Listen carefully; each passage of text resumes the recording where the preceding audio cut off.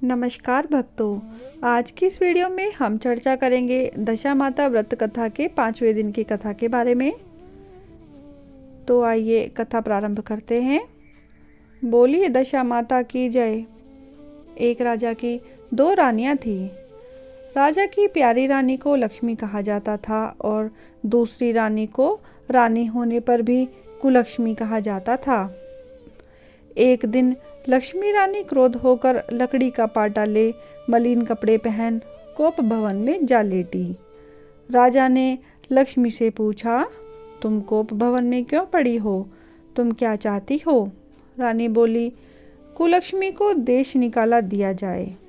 कुलक्ष्मी रानी थी, इसीलिए उसे निकाला देने से राजा की बदनामी होने का डर था।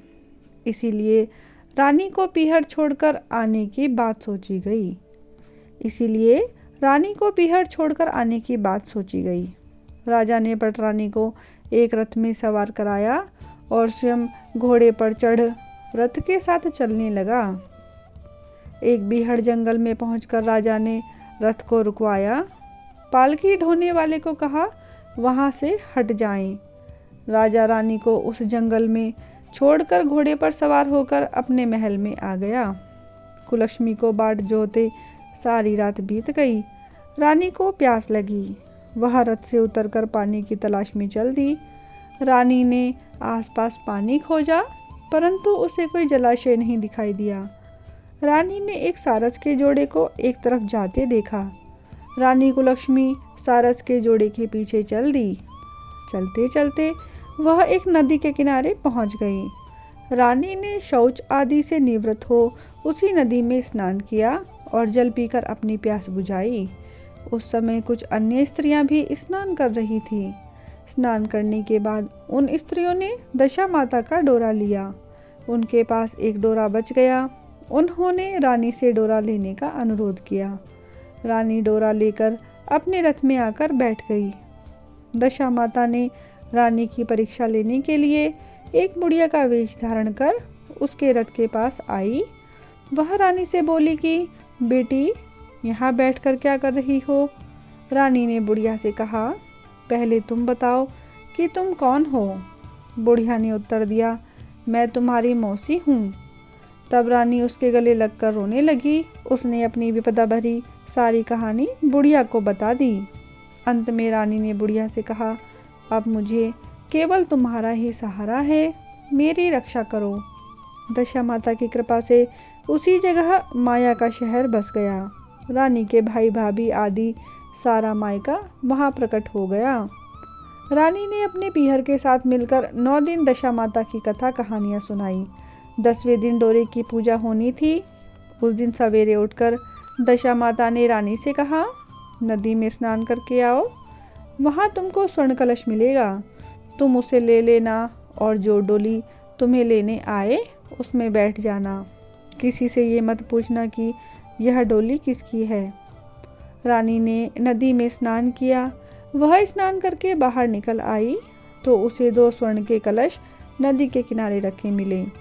उन्हीं के पास रेशमी वस्त्र रखे थे। उन वस्त्रों को रानी ने पहन लिया। वह चलने को तैयार हुई तो उसे डोली आती दिखाई दी। वह डोली में बैठ गई और अपने घर पहुंच गई। घर पहुंचकर उसने माया के परिवार की सब महिलाएं सहित दश माता डोली की पूजा की। सुहागिनों को भोजन कराया। इसके बाद उसने पारण किया। अब रानी अपने पीहर में आनंदपूर्वक सबके साथ मिलकर रहने लगी। इधर कुछ समय बाद राजा को रानी कुलक्ष्मी का ध्यान आया। राजा ने विचार किया कि जिस दिन से मैं रानी को जंगल में छोड़कर आया हूँ, तब से उनका कोई समाचार नहीं मिला। चलकर देखना चाहिए कि रानी कुलक्ष्मी का क्या हाल है। मंत्रियों ने राजा को समझाया कि अब रानी से मिलना आपके लिए ठीक नहीं होगा, परंतु राजा ने मंत्रियों की बात पर कोई भी ध्यान नहीं दिया।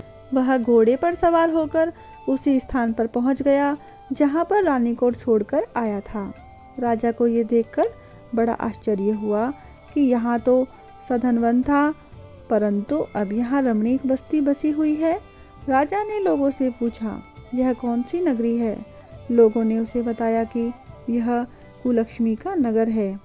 अब तो राजा के आश्चर्य का ठिकाना न रहा। वह बार बार सोच रहा था कि क्या यह नगर मेरी पटरानी कुलक्ष्मी द्वारा बसाया नगर है। राजा ने कुलक्ष्मी के महल के पास जाकर सूचना भिजवाई कि उनसे अमुक देश के राजा मिलना चाहते हैं। रानी ने राजा को पहचान कर मिलने से मना कर दिया, परंतु मौसी ने उसे समझाया कि हिंदुओं में तो पति परमेश्वर माना जाता है। तुम्हें यही उचित है कि तुम यथाशक्ति उनका आदर सत्कार करो। मौसी के कहने पर रानी कुलक्ष्मी ने राजा को महल में बुलवाया। दोपहर को राजा को भोजन पर बुलाया गया। राजा के साथ नाई भी था। रानी राजा और नाई को भोजन कराने लगी। पहली बार रानी ने नाई की पत्थर पर भोजन परोसा तो नाई ने रानी के पैर पर एक छींटा लगाया। रानी इस भेद को समझ नहीं पाई कि नाई ने उसके पैर पर रायते का छींटा क्यों मारा। रानी दूसरी बार पोशाक बदलकर फिर आई।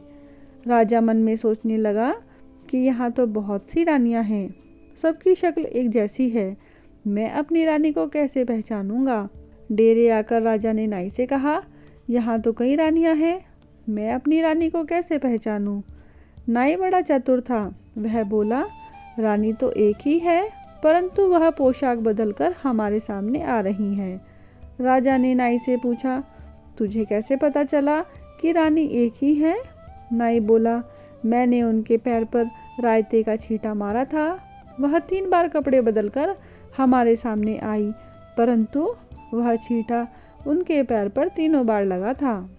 अगले दिन रानी ने राजा को अपने महल में बुलवाया। राजा को अपनी मेज पर बैठाकर खाने के लिए पान का बीड़ा दिया।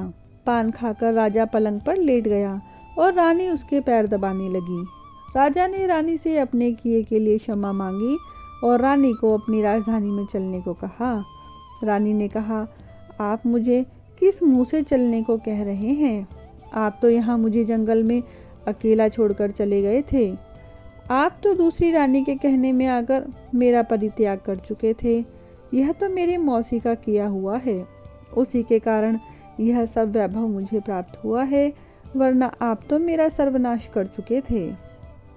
राजा ने रानी को बहुत समझाया। तब रानी बोली कि मैं केवल एक शर्त पर आपके साथ चल सकती हूँ।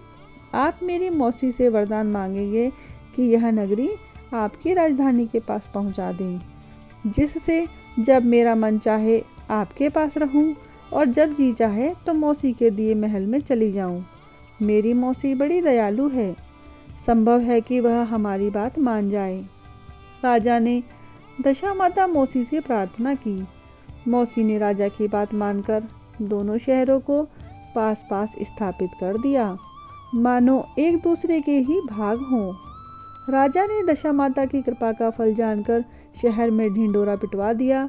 उसकी प्रजा दशामाता की पूजा किया करे। भगवती दशामाता ने जिस प्रकार कुलक्ष्मी पर दया करी, वैसे ही दया सब जनों पर करे। बोलिए दशामाता की जय।